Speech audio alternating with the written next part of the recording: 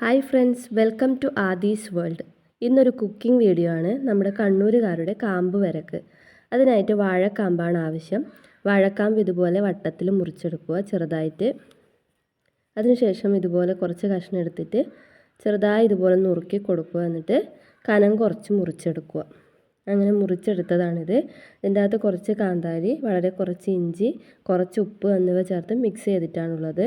ഇനി ഇതിലേക്ക് ആവശ്യമായ അരപ്പാണ്. അതിന് തേങ്ങ, കാന്താരി, ആവശ്യത്തിന് തൈര് എന്നിവയെടുത്ത് മിക്സിയുടെ ജാറിൽ നന്നായിട്ട് അരക്കുക.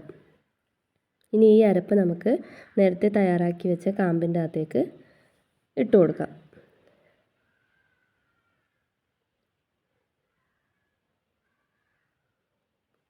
ഇനി എല്ലാം ഒന്ന് നന്നായി മിക്സ് ചെയ്യലാണ്. ആവശ്യമെങ്കിൽ ഇനിയും കുറച്ചുകൂടി ഉപ്പ് ചേർത്ത് കൊടുക്കുക. എല്ലാം കൂടി ഒന്ന് നന്നായിട്ട് മിക്സ് ചെയ്യാം.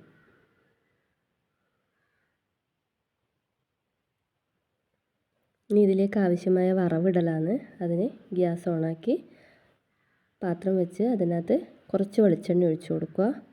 വെളിച്ചെണ്ണ ചൂടായി വരുമ്പോൾ കുറച്ച് കടുക് പൊട്ടി വരുമ്പോൾ അതിലേക്ക് കുറച്ച് കറിവേപ്പില ഇട്ട് കൊടുക്കുക. 2 വറ്റൽ മുളക് മുറിച്ചിട്ടിടുന്നുണ്ട്. ഇതൊക്കെ ഒന്ന് ചൂടായതിന് ശേഷം